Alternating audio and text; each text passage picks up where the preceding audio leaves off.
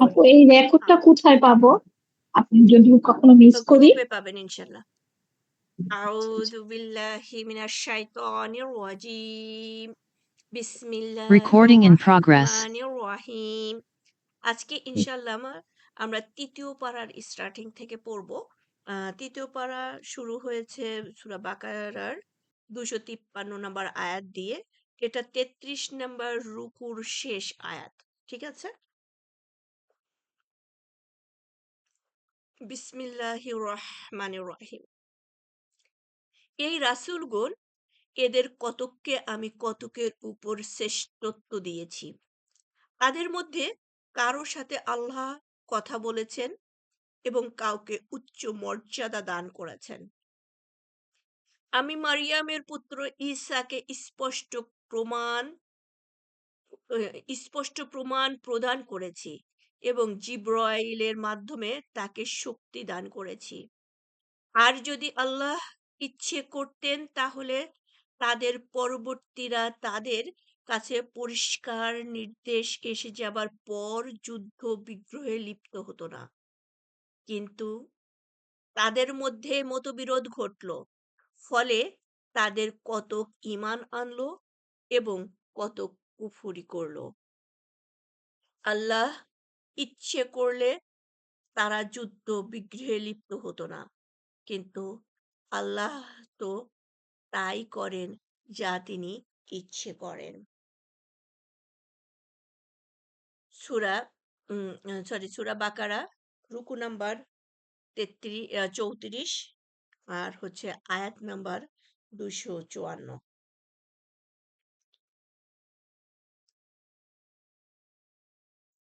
হে মুমিনগণ, যারা ঈমান এনেছ, তোমরা ব্যয় করো তা থেকে যা আমি তোমাদের দিয়েছি, সেদিন আসার পূর্বে, যেদিন থাকবে না ক্রয় বিক্রয়, বন্ধুত্ব আর না সুপারিশ, আর কাফেররাই প্রকৃত জালিম। সো এখানে আমরা একটা কঠিন স্ট্রং মেসেজ পাচ্ছি, সেটা হচ্ছে যেদিন আল্লাহর সাহায্য ছাড়া আমরা কিছুই পাবো না।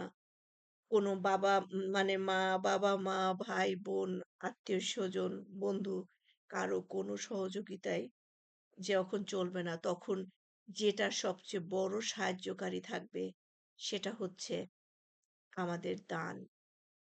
সো আমরা সবাই একেবারে 2 হাতে আমরা দান করব। দানের খাতাটাকে অলওয়েজ ওপেন রাখবো। যার যতটুকু সামর্থ্য আছে, যার 2 টাকা আছে সে 2 পয়সা দিয়ে হলেও দান করে এই দলের অন্তর্ভুক্ত হয়ে যেন থাকে। ওকে। এখন আমি পড়ব আপনাদের সামনে আয়াতুল কুরসির অর্থ।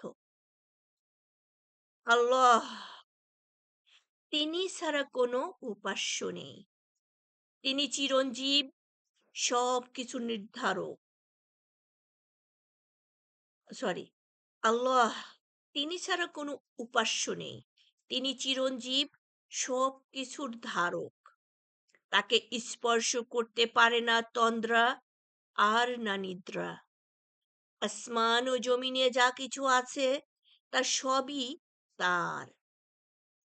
এমন কে আছে যে তার কাছে সুপারিশ করবে তার অনুমতি ছাড়া? তাদের সামনে ও পেছনে যা কিছু রয়েছে তার সবই তিনি জানেন। যা তিনি ইচ্ছে করেন, তাছাড়া তার জ্ঞান সীমা থেকে তারা কোনো কিছুই আয়ত্ত করতে পারে না। তার সিংহাসন আসমান ও জমিনকে পরিবেষ্টিত করে আছে, আর এদের রক্ষণাবেক্ষণ তাকে শ্রান্ত করে না। তিনি মহান, তিনি শ্রেষ্ঠ।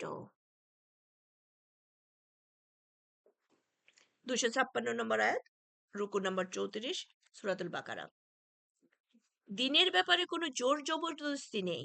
নিশ্চয়ই সুস্পষ্ট হয়ে গেছে সৎ পথ ভ্রান্ত পথ থেকে। যে অস্বীকার করবে তাগুতকে এবং ঈমান আনবে আল্লাহর প্রতি, সে এমন এক দৃঢ় হাতল ধারণ করবে যা কখনো ভাঙবার নয়। আল্লাহ সর্বশ্রোতা, মহাবিজ্ঞ। যারা ঈমান এনেছে, আল্লাহ তাদের অভিভাবক। তিনি তাদের বের করে আনেন অন্ধকার থেকে আলোতে। আর যারা কুফরি করে, তাগুত তাদের অভিভাবক। তারা তাদের আলো থেকে বের করে অন্ধকারে নিয়ে যায়। এরাই দোজখের অধিবাসী। সেখানে তারা চিরকাল থাকবে। সো সুবহানাল্লাহ, আমরা ২৫৭ নম্বর আয়াত থেকে কঠিন একটা মেসেজ পেলাম। আমরা যদি ঈমানের উপরে থাকি, আল্লাহ হবেন আমাদের অভিভাবক। আমরা যদি তাকওয়ার উপরে থাকি, তাকওয়া অবলম্বন করি, আমাদের ডেস্টিনেশন হবে জান্নাহ। বিকজ আল্লাহ আমাদের অভিভাবক। আর যারা কুফরি করছে, তাগুতের অনুসরণ করছে, তাদের অভিভাবক হচ্ছে ওইসব তাগুতপন্থীরা এবং তাদের ডেস্টিনেশন হবে জাহান্নাম। আল্লাহ, আপনি আমাদেরকে, যারা তাকওয়া অবলম্বন করেছে, আপনার প্রতি ঈমান এনেছে, আপনি তাদের মধ্যে আমাদের অন্তর্ভুক্ত করে নিন। আমাদেরকে সেই জাহান্নামের হাত থেকে আপনি রক্ষা করুন। আমাদের জন্য জাহান্নামকে হারাম করে দিন। সবাইকে জান্নাতুল ফেরদৌসের জন্য কবুল করে নিন। ৩৫ নম্বর রুকু, ২৫৮ নম্বর আয়াত। তুমি কি দেখোনি? আসসালামু আলাইকুম ওয়া রাহমাতুল্লাহ। ওয়ালাইকুম আসসালাম ওয়া রাহমাতুল্লাহি ওয়া বারাকাতুহু। লিলিমা জি, আমরা পড়ে নেই, হ্যাঁ, ইনশাআল্লাহ কথা বলবো। তুমি কি দেখোনি সে লোকটিকে, যে ইব্রাহিমের সাথে তার পালনকর্তার ব্যাপারে বাদানুবোধ করেছিল? এ কারণে যে আল্লাহ তাকে কর্তৃত্ব দিয়েছিলেন।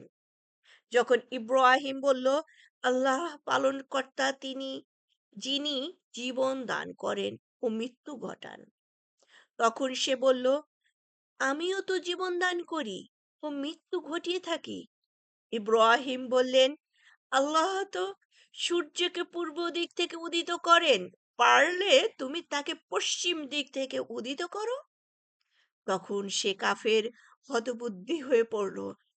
আল্লাহ সীমা লঙ্ঘনকারী লোকদেরকে সৎ পথে পরিচালিত করেন না। অথবা তুমি কি দেখোনি সে ব্যক্তিকে, যে এমন এক জনপদ দিয়ে অতিক্রম করছিল যার ঘরবাড়িগুলো ভেঙে ছাদের উপর পড়ছিল? সে বলল, কেমন করে আল্লাহ মৃত্যুর পর একে জীবিত করবেন? তারপর আল্লাহ তাকে ১০০ বছর মৃত অবস্থায় রাখলেন। তারপর তাকে পুনরুজ্জীবিত করলেন, বললেন, তুমি কতকাল এভাবে ছিলে?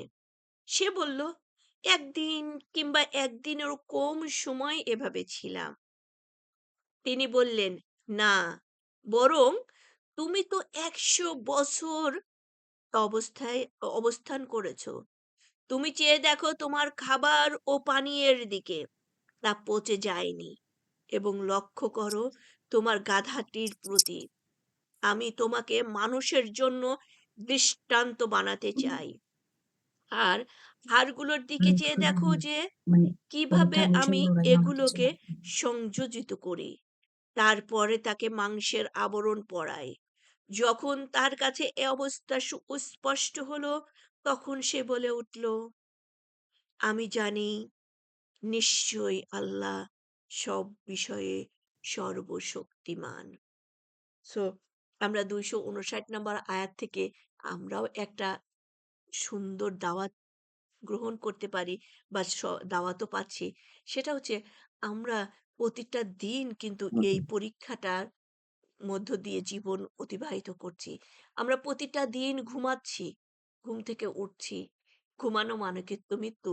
এই লোকটা ১০০ বছর মৃত্যুর মধ্যে থেকেও উঠে বলল সে হয়তো কিছুক্ষণ ছিল। আমরাও ঘুম থেকে উঠে বলি, এই তো শুইলাম, তাই না? আল্লাহ আমাদেরকেও সুযোগ দান করেন ঈমানের সাথে চলার জন্য, আমলের উপরে থাকার জন্য, বা ঈমান আনয়নের জন্য। ওকে, ২৬০ নম্বর আয়াত। আর স্মরণ করো যখন ইব্রাহিম বলল, হে আমার পালনকর্তা, আমাকে দেখাও কিভাবে তুমি মৃতকে জীবিত করো। তিনি বললেন, তবে কি তুমি বিশ্বাস করো না? সে বলল, অবশ্যই বিশ্বাস করি, তবে দেখতে চাই, এজন্য যাতে আমার অন্তর প্রশান্তি লাভ করে। তিনি বললেন, মানে আল্লাহ বললেন, তাহলে 4টি পাখি ধরে নাও এবং সেগুলোকে তোমার বশীভূত করো। তারপর সেগুলোর দেহের এক এক অংশ বিভিন্ন পাহাড়ের উপর রেখে দাও। তারপর তাদের ডাক দাও, তোমার কাছে দৌড়ে চলে আসবে। জেনে রেখো, নিশ্চয়ই আল্লাহ প্রবল পরাক্রমশালী, মহাবিজ্ঞ। দেখেন, ইব্রাহিম আলাইসাল্লাম উনি কিন্তু ভায়োলেট করে জিনিসটা দেখতে চান নাই। ঈমান রেখে, ঈমানের উপরে শ্রদ্ধা সহ কিউরিসিটির জন্য জানতে চেয়েছেন। হ্যাঁ? তাহলে আমরা এটা একটা জ্ঞানের অন্বেষণ। আমরা ভায়োলেটকারীকে আল্লাহ সবসময়ই ধরছেন। হ্যাঁ? আর যে ঈমানের উপরে থেকে আল্লাহর সৃষ্টির নিদর্শনের মধ্যে থেকে জ্ঞান আরোহ আরোহণ করতে চাচ্ছে, আরো বৃদ্ধি করতে চাচ্ছে, আল্লাহ তাকে এভাবেই হেল্প করবেন। ইনশাআল্লাহ। তাহলে রুকু নাম্বার 36, 261 নাম্বার আয়াত, সূরাতুল বাকারা। যারা আল্লাহর পথে নিজেদের ধন সম্পদ ব্যয় করে তাদের উদাহরণ একটি শস্য বীজের মতো, যা 7টি শীষ উৎপাদন করে। প্রতিটি শীষে 100 করে শস্যকণা। আল্লাহ যাকে চান বহু গুণে বৃদ্ধি করে দেন। আল্লাহ প্রাচুর্যময়, সর্বজ্ঞ। যারা আল্লাহর পথে নিজেদের ধন সম্পদ ব্যয় করে এবং যা ব্যয় করে তার কথা বলে বেড়ায় না এবং কষ্টও দেয় না, তাদেরই জন্য রয়েছে পুরস্কার তাদের পালনকর্তার কাছে। তাদের কোনো ভয় নেই আর তারা দুঃখিতও হবে না। 262 নাম্বার আয়াত মনে হয় এখন নাজিল হলো, মনে হচ্ছে এরকম। কারণ এই রমাদানে আমরা অনেক ব্যয় করব, কাউকে জাকাত দিব, 2টা কাপড় দেওয়ার জন্য 200 জনকে পদদলিত করব, অথবা কিছু গরিব মানুষকে দিয়ে বলবো, তোরা তো অকৃতজ্ঞ। এইসব কাজগুলো যেন আমরা না করি। দেখেন, 262 নাম্বার আয়াতে আল্লাহ কিভাবে স্ট্রংলি বলে দিচ্ছেন। আবারও পড়ছি আমি আয়াতটা। যারা আল্লাহর পথে নিজেদের ধন সম্পদ ব্যয় করে এবং যা ব্যয় করে তার কথা বলে বেড়ায় না, ওই যে কাপড় দিতে গিয়ে পদদলিত করে না এবং কষ্টও দেয় না, মানে খোটা দেয় না, তাদের জন্য রয়েছে পুরস্কার তাদের পালনকর্তার কাছে। যে তোরে এত দেই, তোরা তো অমানুষ, অকৃতজ্ঞ। হ্যাঁ, গত বড় এত জাকাত দিলাম, কিন্তু আমার দরকারে তোদেরকে ডেকে পাই না। তাহলে কি ওটা ওনাকে আমরা পার্সেস করেছি, নাকি আমরা জাকাত দিয়েছি? নাউজুবিল্লাহ মিন জালিক। ওকে, 263 নম্বর আয়াত, সূরাতুল বাকারা, 36 নম্বর রুকু। ভালো কথা বলে দেওয়া এবং ক্ষমা চাওয়া ওই দানের চেয়ে উত্তম যার পরে কষ্ট দেওয়া হয়। আল্লাহ অভাব মুক্ত, পরম ক্ষমাশীল, সহনশীল। হে মুমিনগণ, যারা ঈমান এনেছ, তোমরা দানের কথা প্রচার করে এবং কষ্ট দিয়ে তোমাদের দানকে ওই ব্যক্তির মতো বরবাদ করো না, যে নিজের সম্পদ লোক দেখানোর জন্য ব্যয় করে থাকে এবং আল্লাহর প্রতি ও আখেরাতের প্রতি ঈমান রাখে না।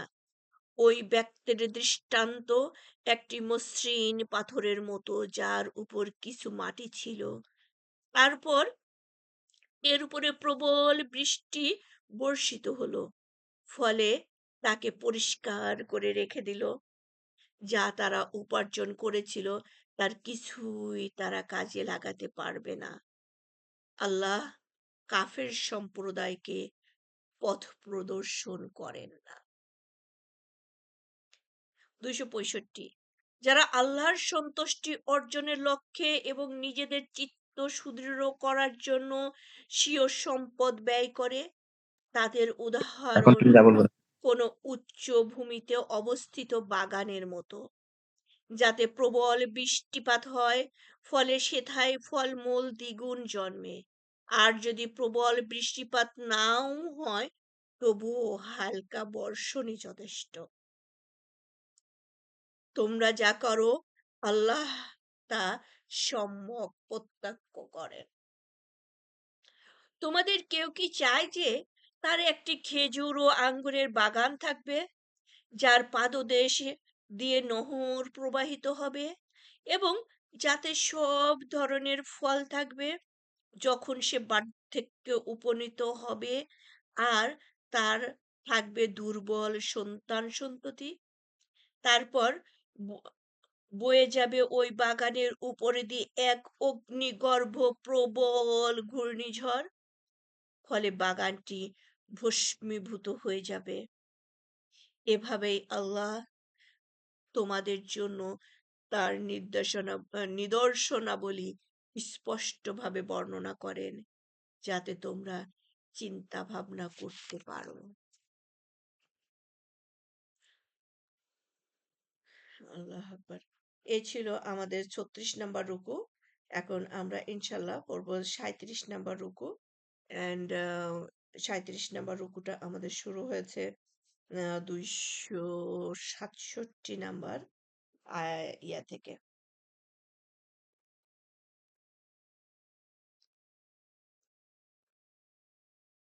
বিসমিল্লাহির রহমানির রহিম।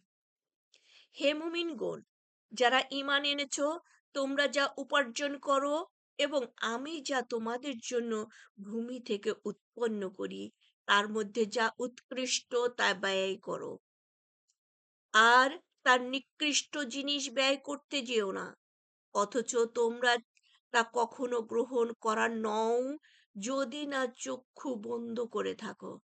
জেনে রেখো, নিশ্চয়ই আল্লাহ অভাবমুক্ত, প্রশংসিত। শয়তান তোমাদের অভাব অনটনের ভয় দেখায় এবং অশ্লীলতার হুকুম দেয়, আর আল্লাহ তোমাদের প্রতিশ্রুতি দেন তার ক্ষমার এবং অনুগ্রহের। আল্লাহ প্রাচুর্যময়, সর্বজ্ঞ। সুবহানাল্লাহ। আসলে তো শয়তান আমাদেরকে ভয় দেখায়, অভাবের ভয় দেখায়। আর আল্লাহ রাহমানুর রাহিম, আমার জন্মের আগে আমি কতটুকু খাবো, কতটুকু অক্সিজেন নেব, সব কিছু আগে প্রেরণ করে দিয়েছেন, তাই না? তারপরে আমি পৃথিবীতে আসছি। আমি 1 সেকেন্ডও কিন্তু মানে একটু খাবারও এই পৃথিবীতে থাকা অবস্থায় আমি মারা যাব না। তারপরেও আমরা আল্লাহর উপরে ভরসা করি না, শয়তানের পিছে দৌড়াই। 269 নম্বর আয়াত। তিনি যাকে ইচ্ছে হেকমত দান করেন এবং যাকে হেকমত প্রদান করা হয় সে তো প্রচুর কল্যাণ প্রাপ্ত হয়। জ্ঞানবানরা ছাড়া কেউ উপদেশ গ্রহণ করে না। তোমরা যা কিছু ব্যয় করো কিংবা যা কিছু মানত করো সেসব কিছুই আল্লাহ জানেন। জালিমদের কোনো সাহায্যকারী নাই। 271 নম্বর আয়াত। তোমরা যদি প্রকাশ্যে দান খয়রাত করো তবে তা কতই না উত্তম, আর যদি তা গোপনে করো এবং অভাবগ্রস্তদের তা দিয়ে দাও তবে তোমাদের জন্য তা আরো ভালো। আল্লাহ তোমাদের কিছু কিছু পাপ বিদরিত করে দেবেন। তোমরা যা করো আল্লাহ সে বিষয়ে সম্যক অবহিত। তাদের সৎপথে আনার দায় তোমার নয়, বরং আল্লাহ যাকে চান সৎপথে পরিচালিত করেন।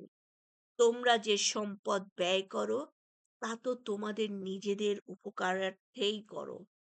তোমরা তো শুধু আল্লাহর সন্তুষ্টির উদ্দেশ্যেই ব্যয় করে থাকো, আর যে সম্পদ তোমরা ব্যয় করবে তার পুরস্কার পুরোপুরি তোমাদের দেওয়া হবে এবং তোমাদের উপরে জুলুম করা হবে না। সুবহানাল্লাহ। তাহলে আমরা যে দান করছি সেটা আমাদের জন্যই করছি। এটা আমাদের ডিপোজিট। আল্লাহর রাস্তায় আমরা যা কিছু দান করছি আল্লাহ বলতেছেন এর সব কিছু আল্লাহ পুরোপুরি আমাদেরকে দান করবেন, রিটার্ন করবেন। আর আমরা এটাও জানি আমাদের প্রত্যেকটা দানই এটা কন্টিনিউয়াসলি আ এটা হয়ে যাচ্ছে। উম বরকত পাচ্ছে এবং যার বিনিময়ে আল্লাহ এর গতকালকে বললাম এটা ছিল হচ্ছে কর্জে হাসানা, আর সেটার ফেরত আসবে জান্নাতুল ফেরদৌস দিয়ে। সুবহানাল্লাহ, সুবহানাল্লাহ। 273 নম্বর আয়াত। ওই ব্যয় এ ব্যয় ওই সকল অভাবগ্রস্ত লোকদের জন্য যারা আল্লাহর পথে এমনভাবে ব্যাপৃত হয়ে পড়েছে যে তারা জীবিকার সন্ধানে জমিনে ঘোরাফেরা করতে পারে না। ভিক্ষা না করার দরুন অজ্ঞ লোকেরা তাদের অভাব মুক্ত বলে মনে করে। তাদের লক্ষণ দেখলেই তুমি তাদের চিনতে পারবে। কাকুতি মিনতি করে তারা মানুষের কাছে ভিক্ষা চায় না। আর যে সম্পদ তোমরা ব্যয় করো, নিশ্চয়ই আল্লাহ তা সবিশেষ অবহিত। 38 নম্বর আয়াত, 274, 38 নম্বর রুকু, 274 নম্বর আয়াত। যারা ব্যয় করে নিজেদের ধন সম্পদ রাতে ও দিনে, গোপনে ও প্রকাশ্যে, তাদের জন্য রয়েছে তাদের পুণ্য ফল তাদের পালনকর্তার কাছে। তাদের নেই কোনো ভয়, আর তারা দুঃখিতও হবে না। যারা সুদ খায় তারা দাঁড়াবে ওই ব্যক্তির ন্যায় যাকে শয়তান স্পর্শ করে মোহাবিষ্ট করে দেয়। ওই অবস্থা তাদের এজন্য যে তারা বলে, বেচা কেনা তো সুদেরই মতো, অথচ আল্লাহ বেচা কেনাকে বৈধ এবং সুদকে অবৈধ করেছেন। যার কাছে তার পালনকর্তার তরফ থেকে উপদেশ এসেছে এবং সে নিবৃত হয়েছে, তবে পূর্বে যা হয়ে গেছে তা তার, আর তার ব্যাপারে আল্লাহর কাছে সোপর্দ। কিন্তু যারা পুনরায় সুদ নিবে তারাই দোজখবাসী, তারা সেখানে চিরকাল থাকবে। আল্লাহ আজিনি মিনান্নার, আল্লাহ আজিনি মিনান্নার, আল্লাহ আজিনি মিনান্নার। আমরা ইচ্ছায় অনিচ্ছায় কত ভাবে সুদের সাথে জড়িত আছি, জড়িয়ে গেছি। আল্লাহ যেন আমাদেরকে এই সুদ থেকে কি বলবো উদ্ধার করেন, আমরা যেন সবাই সুদ থেকে বেরিয়ে আসতে পারি। আর যেন নতুন করে আমরা কেউ সুদে না জড়াই। এই আয়াতে আমরা কি পেলাম? সুদের সাথে যে জড়িত আছে, আল্লাহ বলতেছেন যারা সুদ খায় তারা দাঁড়াবে ওই ব্যক্তির ন্যায় যাকে শয়তান স্পর্শ করে মহাবিষ্ট করে দেয়, মানে পাগল বানাই ফেলে। একটা পাগল মানুষ সে পরিচালিত হচ্ছে আবার শয়তান দ্বারা। ওকে, 276 নম্বর আয়াত। আল্লাহ সুদকে নিশ্চিহ্ন করেন এবং দান খয়রাতকে বর্ধিত করেন। আল্লাহ কোনো অকৃতজ্ঞ পাপীকে পছন্দ করেন না। নিশ্চয়ই যারা ঈমান এনেছে, নেক কাজ করেছে, নামাজ কায়েম করেছে এবং যাকাত দিয়েছে, তাদের জন্য রয়েছে তাদের পুরস্কার তাদের পালনকর্তার কাছে। তাদের নেই কোনো ভয় এবং তারা দুঃখিতও হবে না। হে মুমিনগণ, যারা ঈমান এনেছো, তোমরা আল্লাহকে ভয় করো এবং সুদের যা কিছু বকেয়া রয়ে গেছে তা পরিত্যাগ করো, যদি তোমরা প্রকৃত মুমিন হয়ে থাকো। সুবহানাল্লাহ। দেখেন, এই যে আমি যে কথাটা বললাম যে আমরা ইচ্ছাকৃত অনিচ্ছাকৃত কত ভাবেই সুদের মধ্যে আছি, জানিও না এটা সুদের মধ্যে আছি। দেখেন 78 নম্বরে আবার বলতেছেন আল্লাহ, হে মুমিনগণ, যারা ঈমান এনেছো, তোমরা আল্লাহকে ভয় করো এবং সুদের যা কিছু বকেয়া রয়ে গেছে তা পরিত্যাগ করো, যদি তোমরা প্রকৃত মুমিন হয়ে থাকো। যে যেটা অতীতে হয়ে গেছে কুইকলি তুমি এখন জানছো, রাইট নাও এখান থেকে বেরিয়ে আসো, বেরিয়ে আসার চেষ্টা করো। 279 নম্বর আয়াত। তারপর যদি তোমরা পরিত্যাগ না করো তাহলে আল্লাহ ও তার রাসূলের সাথে যুদ্ধ করতে তৈরি হয়ে যাও। নাউজুবিল্লাহ। কিন্তু যদি তোমরা তওবা করো তবে তোমাদের জন্য তোমাদের মূলধন রয়ে যাবে। তোমরা কাউকে অত্যাচার করবে না, আর না কেউ তোমাদের অত্যাচার করবে। তার মানে সুদের সাথে আমার ইনভলভমেন্ট মানেই আল্লাহ এবং রাসূলের সাথে যুদ্ধ করা, যুদ্ধের ঘোষণা দেওয়া। আল্লাহ সবাইকে হেফাজত করুন। ঘাতক যদি অভাবগ্রস্ত হয় তবে তার সচ্ছলতা আসা পর্যন্ত তাকে অবকাশ দেওয়া উচিত। আর যদি তোমরা ক্ষমা করে দাও তা হবে তোমাদের জন্য অতি উত্তম কাজ, যদি তোমরা জানতে। আর সেদিনকে ভয় করো যেদিন তোমরা আল্লাহর কাছে প্রত্যাবর্তিত হবে, তারপর প্রত্যেকেই তার কর্মফল পুরোপুরি দেওয়া হবে, আর তাদের প্রতি কোনো অবিচার করা হবে না। 39 নম্বর রুকু অ্যান্ড 282 নম্বর আয়াত। এটা হচ্ছে কোরআনের সবচেয়ে বড় আয়াত, সবচেয়ে বড় আয়াত। আজকে আমরা দুইটা আয়াত পেলাম, আয়াতুল কুরসি একেবারে বেস্ট আয়াত এন্ড সবচেয়ে বড় আয়াত। জি। হে মুমিনগণ, যারা ঈমান এনেছো, তোমরা যখন নির্ধারিত সময়ের জন্য ঋণের লেনদেন করো, তখন তা লিখে রেখো। তোমাদের মধ্যে কোনো লোক যেন ন্যায়সঙ্গতভাবে তা লিখে দেয়।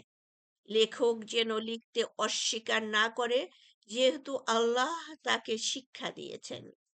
সুতরাং সে যেন লিখে দেয়, আর ঋণ গ্রহীতা যেন লেখার বিষয়ে বলে দেয় এবং তার পালনকর্তা আল্লাহকে ভয় করে ও এতে কোনো বিন্দু মাত্র কম না করে। কিন্তু ঋণ গ্রহীতা যদি নির্বোধ হয় কিংবা দুর্বল হয় অথবা নিজে লেখার বিষয়বস্তু বলে দিতে না পারে, তবে যেন তার অভিভাবক ন্যায়সঙ্গতভাবে লেখার বিষয়বস্তু বলে দেয়। দুজন সাক্ষী রাখবে তোমাদের পুরুষদের মধ্য থেকে। দুজন পুরুষ যদি না হয়, তবে একজন পুরুষ ও দুইজন মহিলা ওই সাক্ষীদের মধ্যে থেকে যাদের তোমরা পছন্দ করো। তাদের একজন ভুল করলে অপরজন স্মরণ করিয়ে দেবে। যখন সাক্ষীদের ডাকা হবে, তখন যেন তারা অস্বীকার না করে। ঋণ ছোট হোক কিংবা বড় হোক, মেয়াদ সহ তা লিখে রাখতে অলসতা করবে না। তোমাদের এ লিখে রাখার কাজ আল্লাহর কাছে ন্যায্যতর এবং সাক্ষ্যর জন্য দৃঢ়তর, আর তোমাদের মধ্যে সন্দেহ উদ্রেক না হওয়ার ব্যাপারে নিকটতর। কিন্তু কারবার যদি নগদ হয়, পরস্পর হাতে হাতে আদান প্রদান করা হয়, তবে তা যদি তোমরা না লিখে রাখো, তাতে তোমাদের কোনো দোষ নেই। যখন তোমরা বেচা কেনা করবে, তখন সাক্ষী রাখবে। কোনো লেখক ও সাক্ষী যেন ক্ষতিগ্রস্ত না হয়। যদি তোমরা এরূপ করো, তবে অবশ্যই তা হবে তোমাদের জন্য পাপের বিষয়। তোমরা আল্লাহকে ভয় করো, তিনি তোমাদের শিক্ষা দেন, আর আল্লাহ সর্ববিষয়ে সর্বজ্ঞ। সবচেয়ে বড় আয়াতটা পড়লাম, সুবহানাল্লাহ। 283 নম্বর আয়াত। আর যদি তোমরা সফরে থাকো এবং কোনো লেখক না পাও, তবে বন্ধকি বস্তু হস্তগত রাখা বিধেয়। যদি তোমাদের একে অপরকে বিশ্বাস করে, তবে যাকে বিশ্বাস করা হয় সে যেন আমানত ফিরিয়ে দেয় এবং তার পালনকর্তা আল্লাহকে ভয় করে। তবে তোমরা সাক্ষ্য গোপন করবে না। যে কেউ তা গোপন করবে, অবশ্যই তার অন্তর হবে পাপপূর্ণ। তোমরা যা করো সে বিষয়ে আল্লাহ সম্যক অবহিত। আজকের লাস্ট রুকু, আজকের না সরি, সূরা বাকারার লাস্ট রুকু, 40 নম্বর রুকু, 284 নম্বর আয়াত। যা কিছু আছে আসমানে এবং যা কিছু আছে জমিনে, সবকিছুই আল্লাহর। তোমাদের মনে যা আছে তা তোমরা প্রকাশ করো কিংবা গোপন রাখো, আল্লাহ তোমাদের কাছ থেকে তার হিসাব নেবেন। তারপর যাকে ইচ্ছে তিনি ক্ষমা করবেন এবং যাকে ইচ্ছে শাস্তি দেবেন। আল্লাহ সর্ব বিষয়ে সর্বশক্তিমান। আজকে সর্বশেষ দুইটা আয়াত, 285 এবং 286। আমরা যে আয়াত দুটোকে আমানা রাসূল হিসাবে চিনি, আমরা যে আয়াত দুটোকে জানি যে বেস্ট আয়াত। এই ২ টা আয়াত যদি আমরা আমল করি, আমাদের জন্য যথেষ্ট হয়ে যায় ওই দিনের ইবাদতের জন্য বা রাতের ইবাদতের জন্য। আমরা এই ২ টা আয়াত যেন না পড়ে না ঘুমাই, হ্যাঁ? অবশ্যই ঘুমের আগে পড়ে শুই। এবং আমরা জানি এই ২ টা আয়াতও নাজিল হয়েছিলেন নবী করিম সাল্লাল্লাহু আলাইহি সাল্লাম যখন মিরাজে গিয়েছিলেন সেই ঊর্ধ্ব আকাশে উনাকে এটা গিফট হিসাবে দিয়েছে উনার উম্মার জন্য। সুবহানাল্লাহ। ২৮৫ নম্বর আয়াত। রাসূল ঈমান এনেছেন ঐসব বিষয়ের উপর যা তার প্রতি নাজিল করা হয়েছে তার পালনকর্তার পক্ষ থেকে এবং মুমিনরাও ঈমান এনেছে তারা সবাই ঈমান এনেছে আল্লাহর প্রতি তার ফেরেশতাদের প্রতি তার কিতাবসমূহের প্রতি এবং তার রাসূলের প্রতি তারা বলে আমরা তার রাসূলের মধ্যে কোনো পার্থক্য করি না তারা আরো বলে আমরা শুনেছি এবং মান্য করেছি হে আমাদের পরওয়ারদিগার আমরা তোমার কাছে ক্ষমা চাই আর প্রত্যাবর্তন তো তোমারই কাছে করতে হবে আল্লাহ অর্পণ করেন না কারো উপর এমন কোনো দায়িত্ব যা বহন করার সাধ্য তার নাই যা কিছু ভালো সে কামাই করে তা তারই এবং যা কিছু মন্দ সে উপার্জন করে তাও তারই হে আমাদের পরওয়ারদিগার যদি আমরা ভুলে যাই কিংবা ভুল করি তবে তুমি আমাদের পাকড়াও করো না হে আমাদের পরওয়ারদিগার আর অর্পণ করো না আমাদের উপর এমন গুরুদায়িত্ব যেমন অর্পণ করেছিলে আমাদের পূর্ববর্তীদের উপর হে আমাদের পরওয়ারদিগার অর্পণ করো না আমাদের উপর এমন বোঝার ভার যা বহন করার শক্তি আমাদের নেই তুমি আমাদের পাপ মোচন করে দাও আমাদের ক্ষমা করে দাও এবং আমাদের প্রতি দয়া করো তুমি আমাদের বন্ধু সুতরাং কাফের সম্প্রদায়ের মোকাবেলায় তুমি আমাদের বিজয়ী করো আমিন এটা ছিল সূরা বাকারার লাস্টের ২টা আয়াত আমাদের সূরা বাকারা শেষ হলো ইনশাআল্লাহ আমরা এখন সূরাতুল আলে ইমরান শুরু করব সূরা আলে ইমরানে আছে আপনার ২০০টি আয়াত ২০টি রুকু মানে সূরা বাকারার অর্ধেক রুকু হয়ে গেল বিসমিল্লাহির রহমানির রহিম পরম করুণাময় পরম দয়ালু আল্লাহর নামে শুরু করছি আলিফ লাম মিম নেই কোনো উপাস্য আল্লাহ ছাড়া তিনি চিরঞ্জীব সবকিছুর ধারক তিনি আপনার প্রতি সত্য সহ কিতাব নাজিল করেছেন যা তার পূর্ববর্তী কিতাবের সত্যায়ন করে আর তিনি নাজিল করেছেন তাওরাত ও ইনজিল ইতিপূর্বে মানুষের হেদায়েতের জন্য এবং তিনি সত্য মিথ্যার পার্থক্যকারী কোরআনও নাজিল করেছেন নিশ্চয়ই যারা আল্লাহর আয়াতসমূহকে অস্বীকার করে তাদের জন্য রয়েছে কঠোর শাস্তি আল্লাহ পরাক্রমশালী দণ্ডদাতা নিশ্চয়ই আল্লাহ এমন যে আসমান ও জমিনে কোনো কিছুই তার কাছে গোপন নেই তিনি সেই সত্তা যিনি মাতৃগর্ভে তোমাদের আকৃতি গঠন করেন যেভাবে তিনি ইচ্ছে করেন নেই কোনো উপাস্য তিনি ছাড়া তিনি পরাক্রমশালী মহাবিজ্ঞ নিশ্চয়ই আপনার প্রতি এ কিতাব নাজিল করেছেন ও তিনি আপনার প্রতি এ কিতাব নাজিল করেছেন এতে আছে কত দ্ব্যর্থহীন সুস্পষ্ট আয়াত সেগুলো হলো গ্রন্থের আসল অংশ আর অন্যগুলো হলো রূপক সুতরাং যাদের অন্তর বক্রতা কুটিলতা রয়েছে, কেবল তারাই ফিতনা সৃষ্টি ও অপব্যাখ্যার উদ্দেশ্যে যা রূপক তার অনুসরণ করে, আর তার ব্যাখ্যা আল্লাহ ছাড়া কেউ জানে না। আর যারা জ্ঞানে সুগভীর তারা বলে, আমরা এতে ঈমান এনেছি, এসবই আমাদের প্রভুর তরফ থেকে এসেছে। জ্ঞানবানরা ছাড়া কেউ উপদেশ গ্রহণ করে না।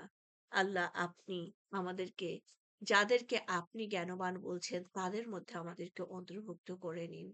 আল্লাহ, আমরা যেন আপনার কোরআন থেকে হেদায়েত পাই, হেদায়েত গ্রহণ করি।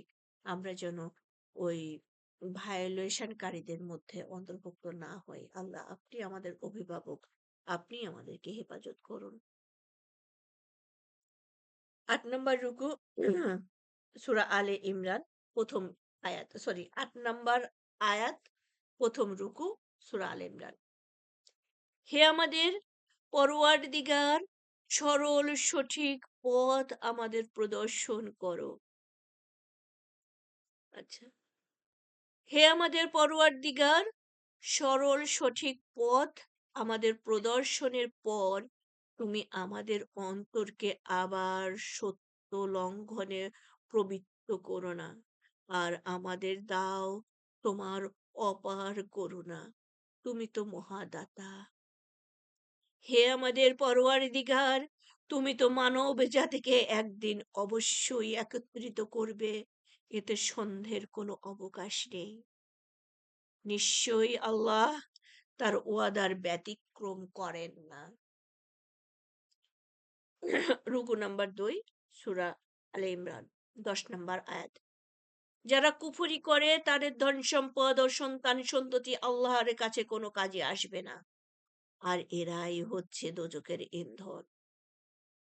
ফেরাউনের সম্প্রদায় ও তাদের পূর্ববর্তীদের ধারা অনুযায়ী তারা আমার আয়াতসমূহকে অস্বীকার করেছিল, ফলে তাদের পাপের জন্য আল্লাহ তাদের পাকড়াও করেন, আর আল্লাহ দণ্ডদানে অতিশয় কঠোর। বলে দিন তাদের, যারা কুফরি করে, শীঘ্রই তোমরা পরাভূত হবে এবং জাহান্নামে তোমাদের একত্র করা হবে, আর তা কতই না নিকৃষ্ট আবাসস্থল। আল্লাহ মিনান্নার। আল্লাহ, আপনি আমাদেরকে হেফাজত করুন, রক্ষা করুন। নিশ্চয়ই তোমাদের জন্য নিদর্শন ছিল দুটো দলের পরস্পরের মোকাবেলার মধ্যে। একটি দল আল্লাহর পথে যুদ্ধ করেছিল, আর অন্য দলটি ছিল কাফেরদের। তারা মুসলিমদের স্বচক্ষে দ্বিগুণ দেখছিল, আর আল্লাহ যাকে চান নিজ সাহায্যে শক্তি দান করেন। নিশ্চয়ই এতে রয়েছে অন্তর্দৃষ্টি সম্পূর্ণদের জন্য শিক্ষণীয় বিষয়। আল্লাহ, আমাদের সমস্ত কাজে আপনি আপনার সাহায্য দিয়ে আমাদের সবসময় পরিপূর্ণ করে রাখেন। আমরা যেন আমাদের প্রত্যেকটা কাজে আপনার সাহায্য পাই এবং বারাকাপূর্ণ যেন হয়।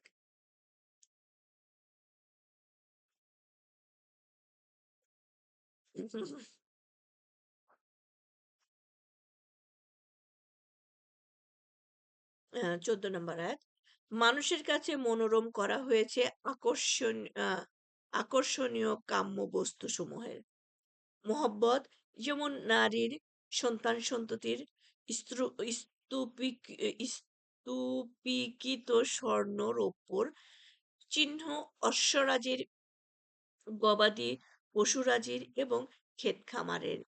এসবই হলো পার্থিব জীবনের ভোগ্য বস্তু, আর আল্লাহর কাছেই রয়েছে উত্তম আশ্রয়স্থল। আপনি বলে দিন, আমি কি তোমাদের এসব বস্তুর চেয়ে উত্তম কোনো বস্তুর সংবাদ দেব?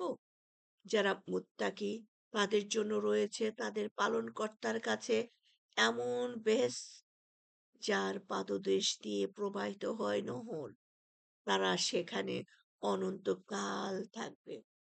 আরো আছে তাদের জন্য পবিত্র সঙ্গিনী ও আল্লাহর তরফ থেকে সন্তুষ্টি। আল্লাহ বান্দাদের ব্যাপারে সম্যক দ্রষ্টা।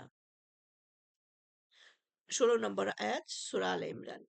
মুত্তাকি তারা যারা বলে, হে আমাদের পালনকর্তা, আমরা ঈমান এনেছি, সুতরাং আপনি আমাদের পাপসমূহ মাফ করে দিন এবং দোজখের আযাব থেকে আমাদের রক্ষা করুন। আমরা আবার এই আয়াতটা পড়ছি, আপনারাও মনে মনে বলে নিবেন। মুত্তাকি তারা যারা বলে, এখানে মুত্তাকিদের কথা বলা হচ্ছে। কারা মুত্তাকি? যারা বলে, হে আমাদের পালনকর্তা, আমরা ঈমান এনেছি, সুতরাং আপনি আমাদের পাপসমূহ মাফ করে দিন এবং দোজখের আযাব থেকে আমাদের রক্ষা করুন। হ্যাঁ, আমরা ঈমান আনলেই কিন্তু পাপ মুক্ত থাকি না। পাপ তো কন্টিনিউয়াসলি করছি, করেই যাচ্ছি। যে তারাই মুত্তাকি যারা কন্টিনিউয়াসলি আল্লাহর কাছে জ্ঞাতসারে অজ্ঞাতসারে যত পাপ হয় সবকিছুর জন্য মাপ চাইতে থাকে। ওকে, 17 নম্বর আয়াত, তারা ধৈর্য ধারণকারী, সত্যপরায়ণ, বিনয়ী, নেক কাজে ব্যয়কারী এবং শেষ রাতে ক্ষমা প্রার্থনাকারী। এগুলো হচ্ছে মুত্তাকিদের বৈশিষ্ট্য। আল্লাহ সাক্ষ্য দেন যে তিনি ছাড়া আর কোনো উপাস্য নেই। ফেরেশতারা ও জ্ঞানী বর্গও আল্লাহ ন্যায় নীতিতে প্রতিষ্ঠিত। তিনি ছাড়া কোনো উপাস্য নেই, তিনি পরাক্রমশালী, মহাবিজ্ঞ। নিঃসন্দেহে ইসলাম হলো আল্লাহর কাছে একমাত্র দিন। যাদের কিতাব দেওয়া হয়েছিল তাদের কাছে প্রকৃত জ্ঞান আসার পর শুধু পরস্পর বিদ্বেষবশত তারা মতবিরোধে লিপ্ত হয়েছিল। আর কেউ আল্লাহর আয়াতকে প্রত্যাখ্যান করলে সে জেনে রাখুক, নিশ্চয়ই আল্লাহ হিসেব গ্রহণে অত্যন্ত দ্রুত। যদি তারা আপনার সাথে বিতর্ক করে তবে আপনি বলে দিন, আমি তো আত্মসমর্পণ করেছি আল্লাহর কাছে এবং আমাকে যারা অনুসরণ করে তারাও। আর যাদের কিতাব দেওয়া হয়েছে তাদের এবং নিরক্ষরদের বলুন, তোমরাও কি আত্মসমর্পণ করেছ?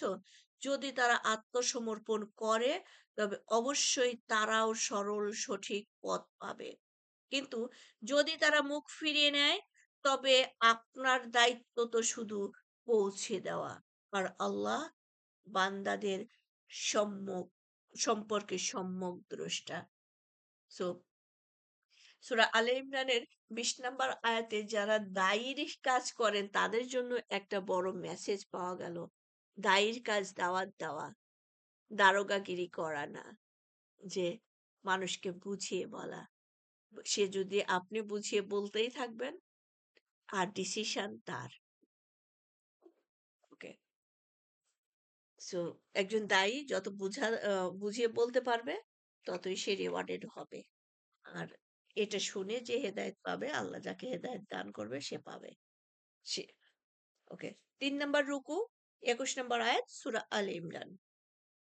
নিশ্চয়ই যারা অস্বীকার করে আল্লাহর আয়াতসমূহকে এবং নবীদের অন্যায়ভাবে হত্যা করে আর যারা ন্যায় পরায়ণতার নির্দেশ দেয় তাদেরও হত্যা করে, তাদের শুনিয়ে দিন এক মহা যন্ত্রণাদায়ক শাস্তির সংবাদ।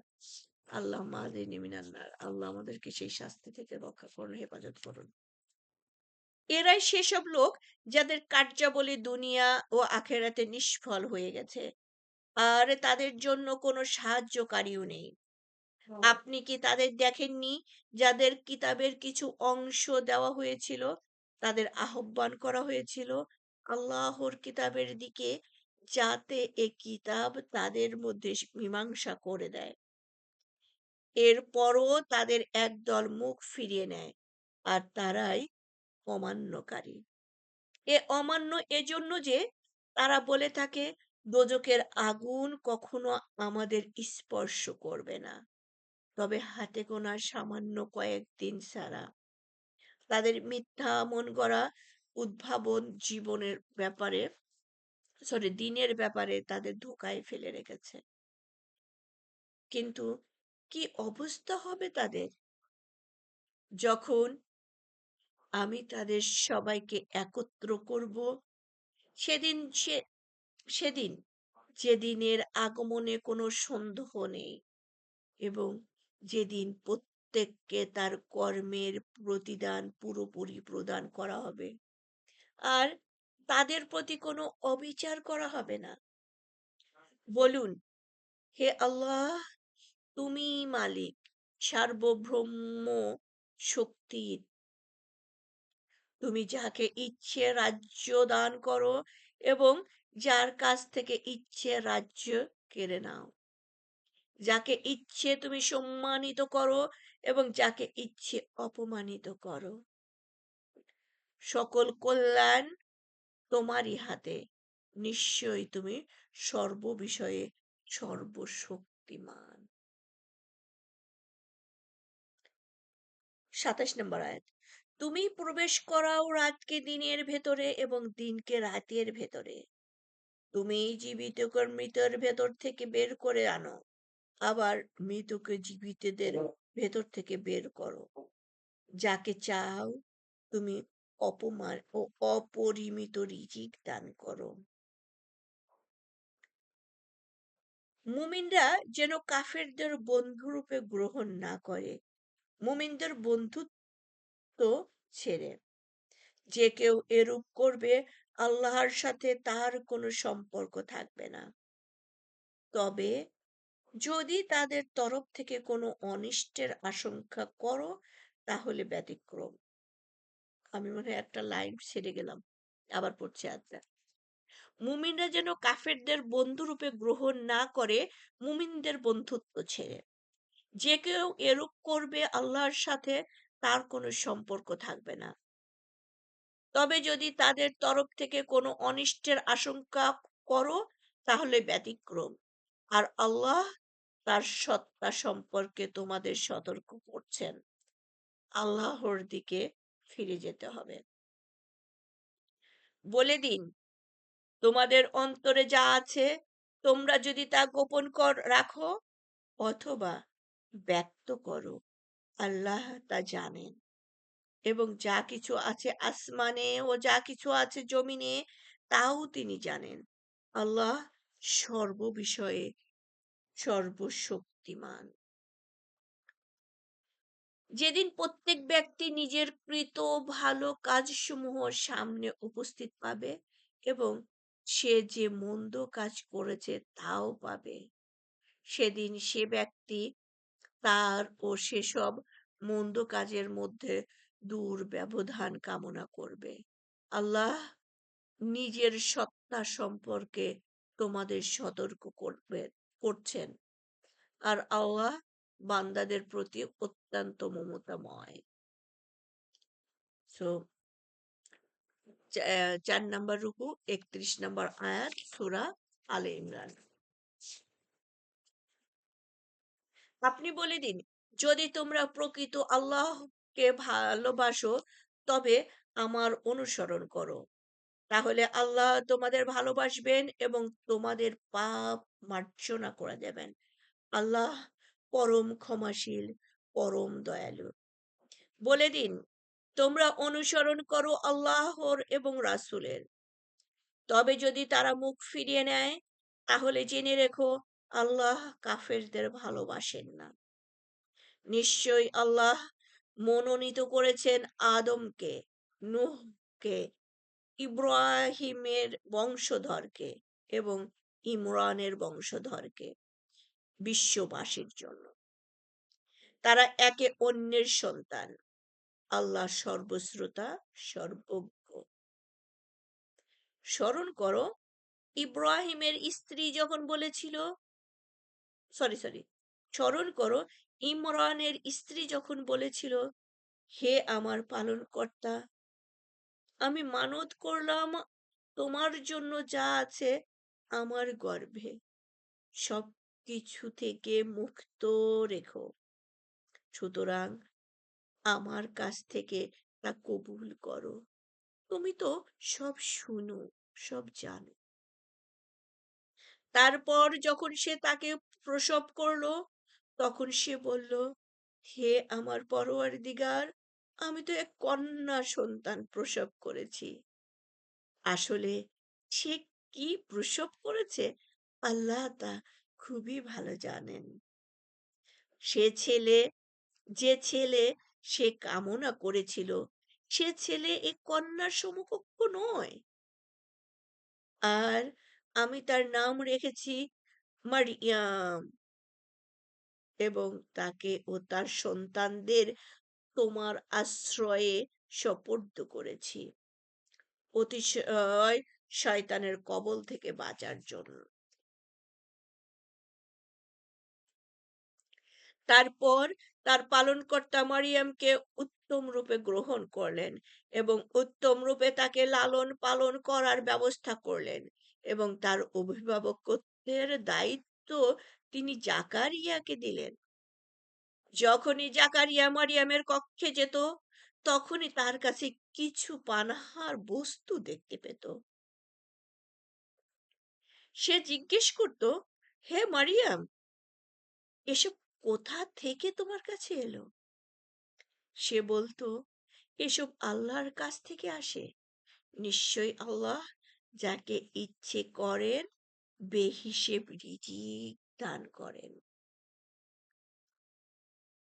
সেখানেই জাকারিয়া তার পালনকর্তার কাছে প্রার্থনা করে বলল, হে আমার পরওয়ারদিগার, তুমি আমাকে তোমার কাছ থেকে পুত পবিত্র সন্তান দান করো। তুমি তোর শ্রেষ্ঠ প্রার্থনা শ্রবণকারী।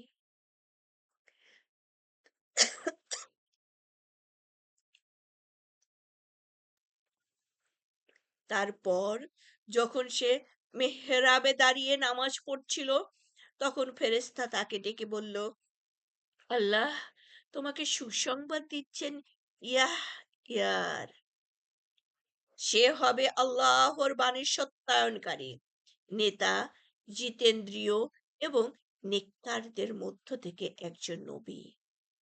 জাকারিয়া বলল, হে আমার পরওয়ারদিগার, কেমন করে আমার পুত্র হবে? আমার তো বার্ধক্য এসে গেছে এবং আমার স্ত্রীও তো বন্ধ্যা। আল্লাহ বললেন, এ অবস্থাই হবে, আল্লাহ যা ইচ্ছে করেন তা করেন। সে বলল, হে আমার পরওয়ারদিগার, আমার জন্য কিছু লক্ষণ দাও। আল্লাহ বললেন, তোমার লক্ষণ এই যে তুমি 3 দিন পর্যন্ত লোকের সাথে কথা বলতে পারবে না, তবে ইশারা ইঙ্গিতে পারবে। আর তোমার পালনকর্তাকে বেশি করে স্মরণ করবে এবং সন্ধ্যায় ও সকালে তার পবিত্রতা ও মহিমা ঘোষণা করবে। রুকু নাম্বার 5, আয়াত নাম্বার 42 আর সূরাতুল আলে ইমরান। আর স্মরণ করো যখন ফেরেশতারা বলল, হে মরিয়াম, আল্লাহ তোমাকে বেছে নিয়েছেন, পবিত্র করেছেন এবং তোমাকে বিশ্ব নারী সমাজের ঊর্ধ্বে মনোনীত করেছেন। হে মরিয়াম, তুমি আনুগত্য করো তোমার পালনকর্তার এবং চেষ্টা করো আর রুকুকারীদের সাথে রুকু করো। এসব হলো গাইবী সংবাদ যা আমি আপনাকে ঐশী বাণী দিয়ে জানাই। আর আপনি তো তাদের কাছে ছিলেন না যখন তারা নিজ নিজ কলম নিক্ষেপ করছিল এ উদ্দেশ্যে যে তাদের মধ্য থেকে মারিয়ামের অভিভাবকত্ব কে হবে তা নির্ধারণ করতে। তারা যখন নিজেরা বাদানুবাদ করছিল তখনও আপনি তাদের কাছে ছিলেন না। স্মরণ করো যখন ফেরেশতারা বলল, হে মারিয়াম, নিশ্চয়ই তার তরফ থেকে তোমাকে একটি কলেমার সংবাদ দিচ্ছেন। তার নাম মসিহ ঈসা ইবনে মারিয়াম। সে সম্মানিত দুনিয়া ও আখেরাতে এবং সে আল্লাহর ঘনিষ্ঠদের অন্যতম।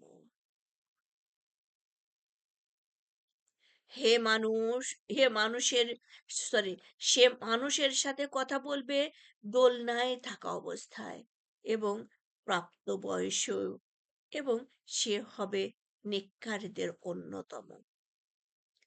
মরিয়ম বলল,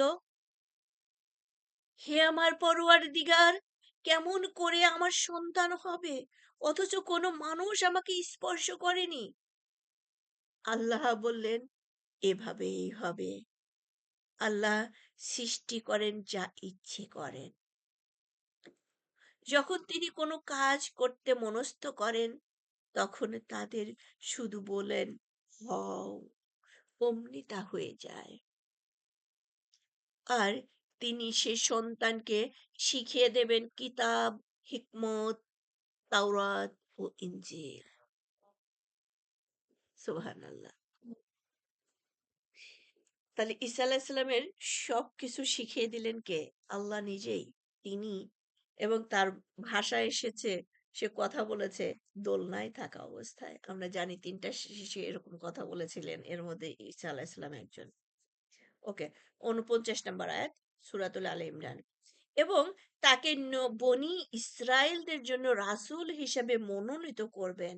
সে বলল, আমি তো তোমাদের কাছে এসেছি তোমাদের প্রতিপালকের তরফ থেকে নিদর্শন নিয়ে। তা এই যে, তোমাদের জন্য এক তোমাদের জন্য আমি কাদা মাটি দিয়ে পাখির আকৃতির ন্যায় আকার গঠন করব। তারপরে তাতে ফুৎকারে দিব, ফলে তা আল্লাহর হুকুমে উড়ন্ত পাখিতে পরিণত হবে। আর আমি আরোগ্য করব জন্ম অন্ধকে, এবং শ্বেত কুষ্ঠরোগীকে, এবং জীবিত করব মৃত্যুকে আল্লাহর হুকুমে।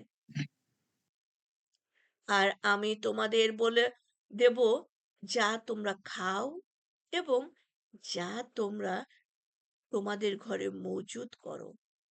নিশ্চয়ই এতে রয়েছে যথেষ্ট প্রমাণ তোমাদের জন্য, যদি তোমরা মুমিন হও। তাহলে এগুলো ছিল সব ঈসা আলাইহিস সালামের মুজিজা। উনি মৃতকে জীবিত করতে পারতেন। মাটির পাখি বানিয়ে, মানে জীব বানিয়ে সেটা ফুৎকার দিলে তার জীবন আসতো। কুষ্ঠরোগী ভালো হয়ে যেত। সুবহানাল্লাহ। তার অনেকগুলো মুজিজা ছিল। আমরা এখান থেকে বেশ কিছু মুজিজা পেলাম। ৫০ নম্বর আয়াত।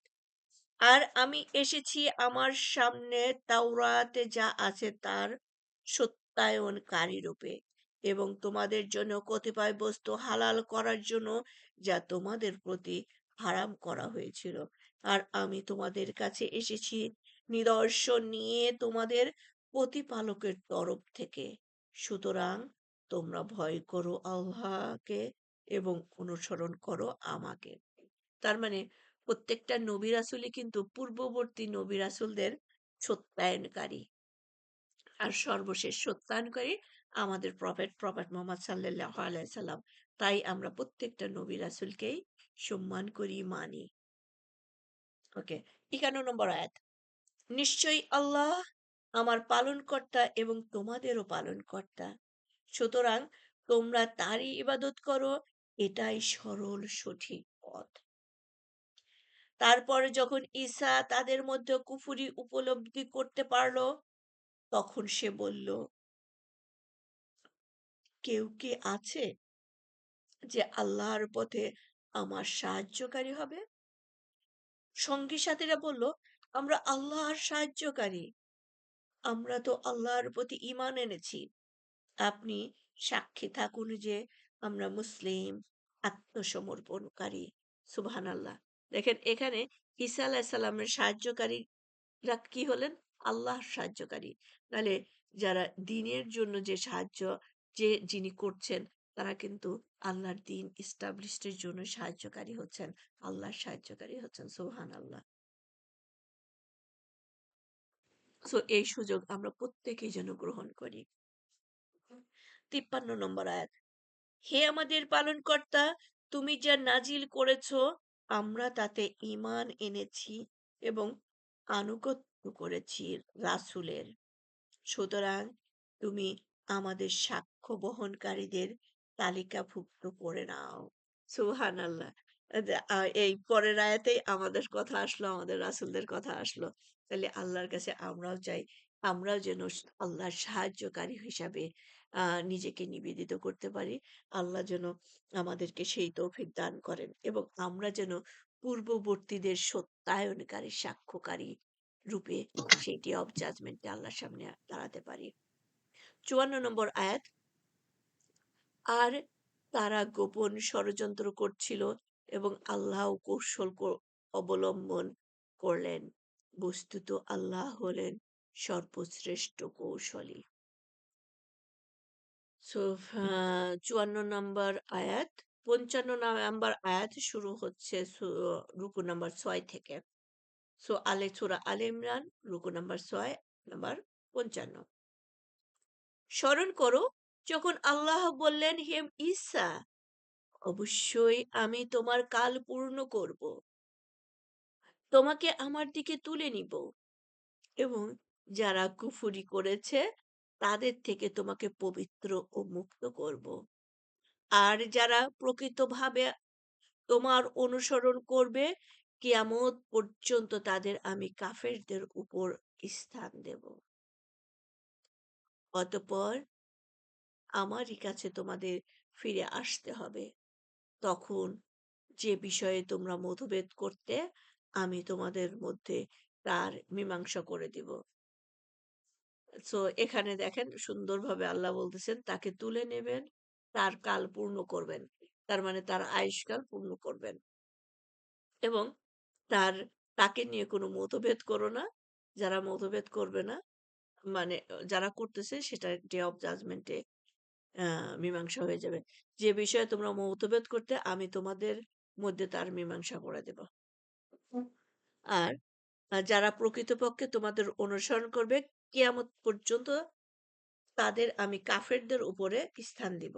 তাহলে যারা ঈসা আলাইসাল্লামকে উল্টাপাল্টা কিছু না থিঙ্ক করে কোরআন যেটা বলছে সেভাবে যদি আমরা সবকিছু বিশ্বাস করি, ফলো করি, আল্লাহ আমাদেরকে সমস্ত জাতির থেকে উপরে সম্মানিত করবেন। ৫৬ নম্বর আয়াত, অতএব যারা কুফরি করেছে দুনিয়া ও আখেরাতে তাদের কঠোর শাস্তি দিব, আর তাদের কোনো সাহায্যকারী থাকবে না। আর যারা ঈমান এনেছে, নেক আমল করেছে, তিনি তাদের পুরোপুরি দেবেন তাদের প্রতিফল। আল্লাহ জালিমদের ভালোবাসেন না। এসব যা আমি তোমার কাছে পাঠ করি তা নিদর্শন ও জ্ঞানগর্ভ বিষয়ের অন্তর্ভুক্ত। নিশ্চয়ই আল্লাহর কাছে ঈসার দৃষ্টান্ত আদমের দৃষ্টান্তের মতো। তিনি আদমকে মাটি দিয়ে সৃষ্টি করেছিলেন, তারপর তাকে বলেছিলেন হয়ে যাও, তখনই সে হয়ে গেল। এর সত্য তোমার পালনকর্তার তরফ থেকে, সুতরাং সন্দেহকারীদের অন্তর্ভুক্ত হয়েও না। তার মানে ঈসা আলাইসাল্লাম, আদম আলাইসাল্লাম, ওনারা গতানুগতিক মানুষের যেরকম জন্ম হয় সেই প্রসিডিউরে হন নাই। তো আল্লাহ ওই কথাটাই বলে দিলেন, আদম আলাইসাল্লামের বাবা মা কেউই ছিলেন না, ঈসা আলাইসাল্লামের বাবা ছিলেন না। সো সব প্রসিডিউরেই মানুষ আল্লাহ সৃষ্টি করেছেন। ওকে, ৬০ নম্বর আয়াত, এর সত্য তোমার পালনকর্তার তরফ থেকে, সুতরাং সন্দেহকারীদের ও এটা পড়েছে অন্তর্ভুক্ত হয় না। ৬১ নম্বর আয়াত, যে কেউ তোমার সাথে ঈসা সম্পর্কে বিতর্ক করে, তোমার কাছে জ্ঞান আসার পরেও তাকে বলে দাও, এসো আমরা ডেকে নেই আমাদের পুত্রদের এবং তোমাদের পুত্রদের, আমাদের নারীদের এবং তোমাদের নারীদের, এবং আমাদের নিজেদের ও তোমাদের নিজেদের। তারপর সবাই মিলে বিনীতভাবে প্রার্থনা করি আর মিথ্যাবাদীদের উপর আল্লাহর লানত দেই। নিশ্চয় এ বর্ণনা অতি সত্য বৃত্তান্ত। একমাত্র আল্লাহ ছাড়া অন্য কেউ উপাস্য নেই। নিশ্চয়ই আল্লাহ প্রবল, পরাক্রমশালী, মহাবিজ্ঞ। এরপরও যদি তারা মুখ ফিরিয়ে নেয়, তবে আল্লাহ তো ফ্যাসাদ সৃষ্টিকারীদের ব্যাপারে কোন সম্যক অবহিত। আয়াত নাম্বার ৭ নম্বর রুকু সূরাতুল আলে ইমরান। আপনি বলে দিন, হে আল্লাহ সরি আপনি বলে দিন, হে আহলে কিতাব, এসো সে কথায় যা আমাদের ও তোমাদের মধ্যে এক ও অভিন্ন। তা হলো আমরা যেন আল্লাহ ছাড়া অন্য কারো ইবাদত না করি, কোনো কিছুকেই যেন কোনো শরিক সাব্যস্ত না করি, এবং তোমাদের কেউ যেন কাউকে পালনকর্তা রূপে গ্রহণ না করে আল্লাহকে ত্যাগ করে। যদি তারা মুখ ফিরিয়ে নেয় তবে তোমরা বলো, তোমরা সাক্ষী থাকো, আমরা তো মুসলিম। সো এই সূরা আলে ইমরানের ৬৪ নম্বর আয়াতটা ডক্টর জাকির নায়েক সবসময় উনার লেকচারের মধ্যে নিয়ে আসেন। এই বেজেই উনি আজকে আলহামদুলিল্লাহ এত মানে উনার প্রচারের যে এটাই তার মেইন থিং। এটাই হলো তার মেইন টপিকস। আমি আবার আয়াতটা পড়ছি। আপনি বলে দিন, হে আহলে কিতাব, এসো সে কথায় যা আমাদের ও তোমাদের মধ্যে এক ও অভিন্ন। এই কথা দিয়ে প্রত্যেকটা ধর্মের মানুষকে জাকির নায়েক প্রুভড করে দিয়েছেন যে আল্লাহ এক। সুবহানাল্লাহ। তা হলো আমরা যেন আল্লাহ ছাড়া অন্য কারো ইবাদত না করি, কোনো কিছুকেই যেন কোনো শরিক সাব্যস্ত না করি, এবং তোমাদের কেউ যেন কাউকে পালনকর্তা রূপে গ্রহণ না করে আল্লাহকে ত্যাগ করে। যদি তারা মুখ ফিরিয়ে নেয় তবে তোমরা বলো, তোমরা সাক্ষী থাকো, তোমরা তো মুসলিম। এবং এই আয়াত প্রত্যেকটা ধর্মের মধ্যে প্রুভড করে দেয় যে তোমরা মিসগাইড হয়ে গেছো, কোরআনের কাছে চলে আসো, তোমাদের আহ এবাদত শুধু আল্লাহর জন্যই। ওকে, ৬৫ নম্বর আয়াত। হে আহলে কিতাব, কেন তোমরা ইব্রাহিম সম্পর্কে তর্ক করো, অথচ তাওরাত ও ইনজিল তো তার অনেক পরে নাজিল করা হয়েছিল, তবুও কি তোমরা বুঝো না? হ্যাঁ, তোমরা তো ইতিপূর্বে তর্ক করেছ এমন বিষয়ে যাতে তোমাদের কিছুমাত্র জ্ঞান আছে। তবে যে বিষয়ে তোমাদের কোনো জ্ঞান নাই সে বিষয়ে কেন তর্ক করছো? আল্লাহ খুব জানেন, তোমরা জানো না।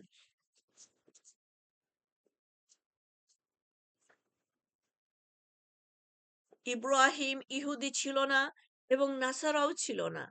সে ছিল একনিষ্ঠ সরলপন্থী মুসলিম। আর সে মুশরিকদের অন্তর্ভুক্ত ছিল না।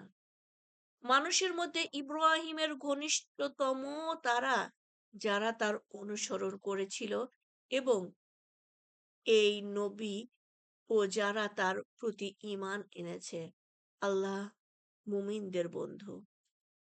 আহলে কিতাবের এক দল মনে প্রাণে চায় যেন তোমাদের বিপদগামী করতে পারে, কিন্তু তারা কাউকে বিপদগামী করতে পারে না নিজেদের ছাড়া। অথচ তারা তারা তারা তা উপলব্ধি করে না। হে আহলে কিতাব, কেন তোমরা আল্লাহর আয়াতকে অস্বীকার করছো, অথচ তোমরাই তার সাক্ষ্য দিচ্ছ? হে আহলে কিতাব, কেন তোমরা সত্যকে মিথ্যার সাথে মিশ্রিত করছো এবং সত্য গোপন করছো, অথচ তোমরা জানো? ৮ নম্বর রুকু ৭২ নম্বর আয়াত। আহলে কিতাবের একদল বলল, হে মু- মুমিনদের প্রতি যা নাজিল করা হয়েছে তোমরা দিনের প্রথম ভাগে তাতে ঈমান আনো এবং দিনের শেষে তা প্রত্যাখ্যান করো, হয়তো এতে তারা ইসলাম থেকে ফিরে যাবে। নাউজুবিল্লাহ মিন জালিক। এটা একেবারে ১০০% মুনাফিকের চরিত্রটা। আমরা সূরা বাকারার শুরুতেই পড়ে আসছিলাম, মুনাফিকরা এই কাজগুলো করে আসছিল। আমি আবার পড়ছি।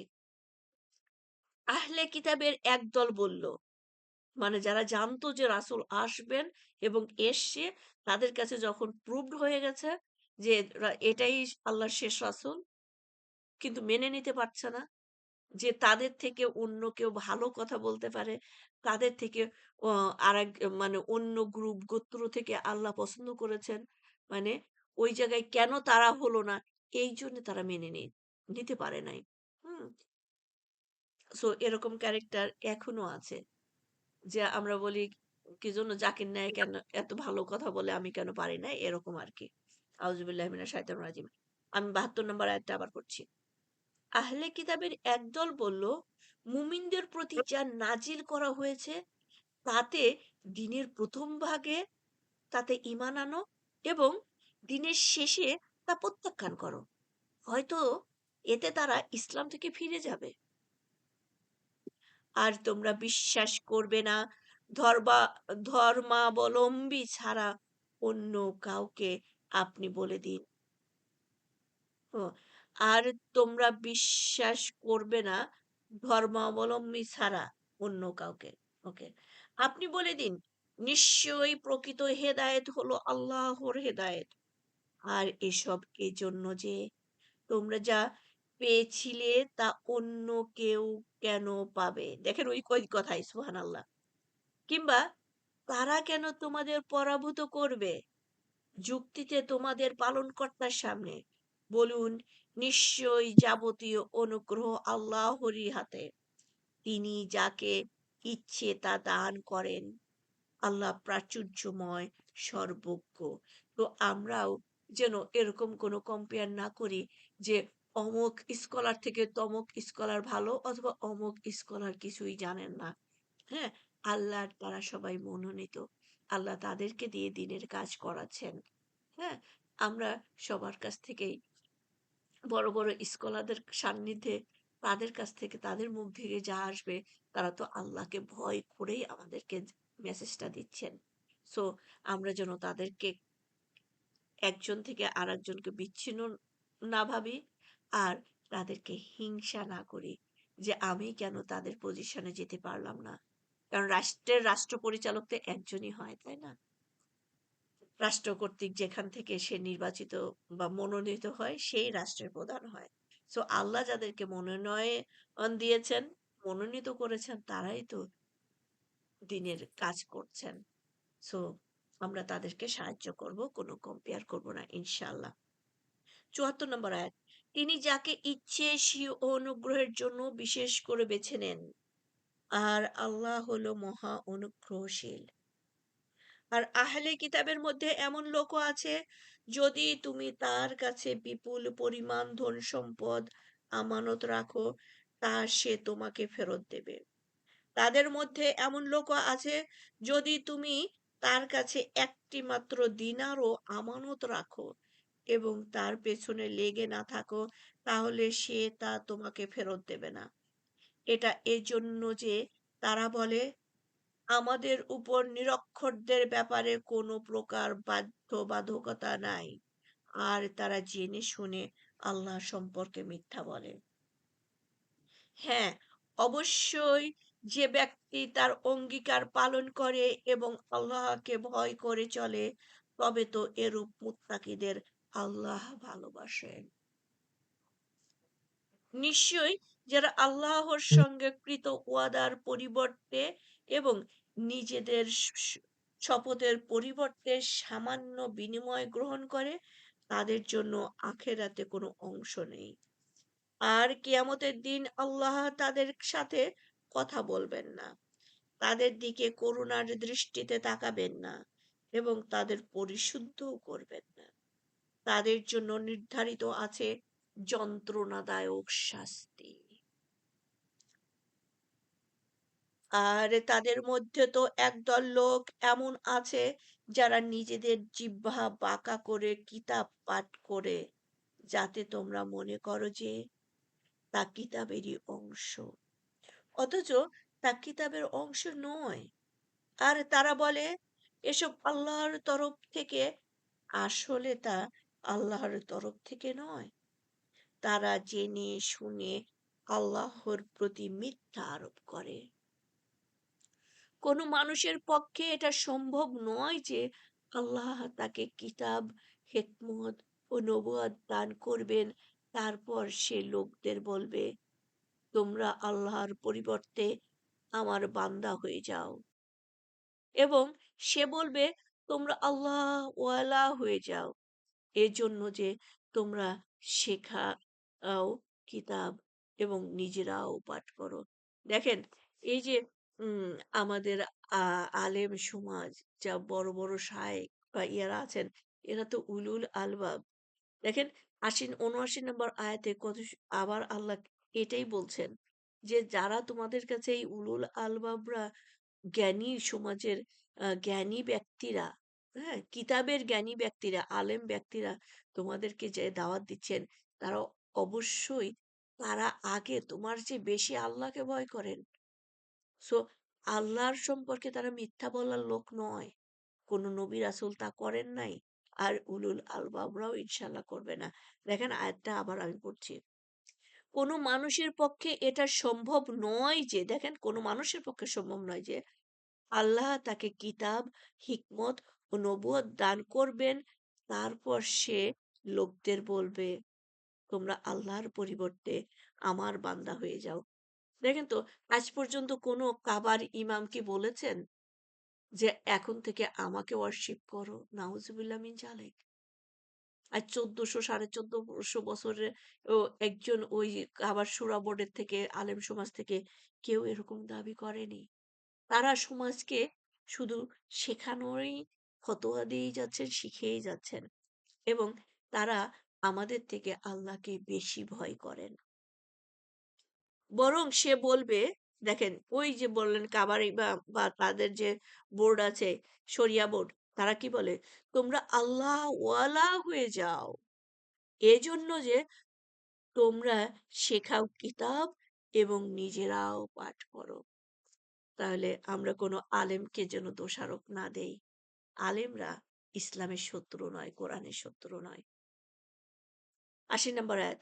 হে তোমাদের সে তোমাদের আদেশ দেবে না যে তোমরা ফেরেশতাদের এবং নবীদের পালনকর্তা রূপে গ্রহণ করো। সে কি তোমাদের নির্দেশ দেবে কুফরির এ অবস্থায় যে তোমরা মুসলিম? আসলে তো দেখেন তো এই ৮০ নম্বর আয়াত আজ পর্যন্ত কোনো কাবার আম ইমাম বা ওই বোর্ড থেকে বলছেন যে তোমরা ফেরেশতাদের এবং নবীদের পালনকর্তা রূপে গ্রহণ করো? কোনো ইমাম বলছেন যে প্রফেট মুহাম্মদ সাল্লাল্লাহু আলাইহি সাল্লাম আমাদের পালনকর্তা ছিলেন, রিজিক দাতা ছিলেন? নাউজুবিল্লাহ মিন জালিক। অথবা অমুক ফেরেশতারে তোমরা আসো আমরা ওয়ার্শিপ করি। না, সবাই একই কথা বলছেন। আসো আমরা আল্লাহওয়ালা হয়ে যাই। আমরা নবীর সুন্নাহ ফলো করি, অনুসারী হয়ে যাই। সবাই আল্লাহ, আল্লাহ হয়ে যাই। আল্লাহু আকবার।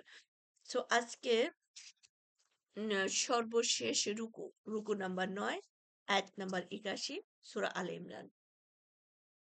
আর স্মরণ করো যখন আল্লাহ অঙ্গীকার নিয়েছিলেন নবীদের কাছ থেকে যে যা কিছু আমি তোমাদের কিতাব ও হিকমত দিয়েছি এবং তোমাদের কাছে যা আছে তার সত্তা সত্যায়নকারী রূপে যখন একজন রাসূল আসবে তখন অবশ্যই তোমরা তার প্রতি ঈমান আনবে এবং তাকে সাহায্য করবে। তারপরে তিনি বললেন, তোমরা কি স্বীকার করলে এবং এ বিষয়ে আমার অঙ্গীকার কবুল করলে? তারা বলল, আমরা স্বীকার করলাম। তিনি বললেন, তাহলে তোমরা সাক্ষী থেকো এবং আমিও তোমাদের সাথে সাক্ষীদের অন্তর্ভুক্ত রইলাম। এরপর যারা মুখ ফিরিয়ে নেবে তারাই হবে নাফরমান। তবে কি তারা আল্লাহর দিনের পরিবর্তে অন্য দিন অন্বেষণ করে? অথচ তার কাছে আত্মসমর্পণ করেছে আসমান ও জমিনে যা কিছু আছে স্বেচ্ছায় কিংবা অনিচ্ছায় এবং তারই দিকে তারা অবশ্যই সবাই প্রত্যাবর্তিত হবে। বলুন, আমরা ঈমান এনেছি আল্লাহর প্রতি এবং আমাদের উপরে যা কিছু নাজিল হয়েছে তার প্রতি এবং যা কিছু নাজিল হয়েছে ইব্রাহিম, ইসমাইল, ইসহাক, ইয়াকুব ও তার সন্তানদের উপর এবং যা কিছু প্রদান করা হয়েছে মূসা, ঈসা ও অন্যান্য নবীদের তাদের প্রতিপালকের তরফ থেকে। আমরা তাদের মধ্যে কোনো পার্থক্য করি না আর আমরা তারই জন্য নিবেদিত আত্মসমর্পণকারী। যে কেউ ইসলাম ছাড়া অন্য কোনো দিন অন্বেষণ করবে কখনো তা তার থেকে কবুল করা হবে না। আর আখেরাত সে তো ক্ষতিগ্রস্তদের অন্তর্ভুক্ত।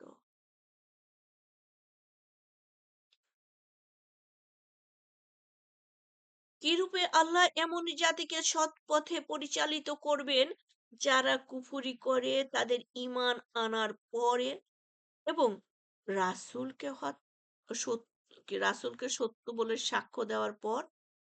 আচ্ছা, আমি 85-86 আবার পড়ছি। যে কেউ ইসলাম ছাড়া অন্য কোনো দিন অন্বেষণ করবে কখনো তা তার থেকে কবুল করা হবে না। আর আখেরাতে সে হবে ক্ষতিগ্রস্তদের অন্তর্ভুক্ত।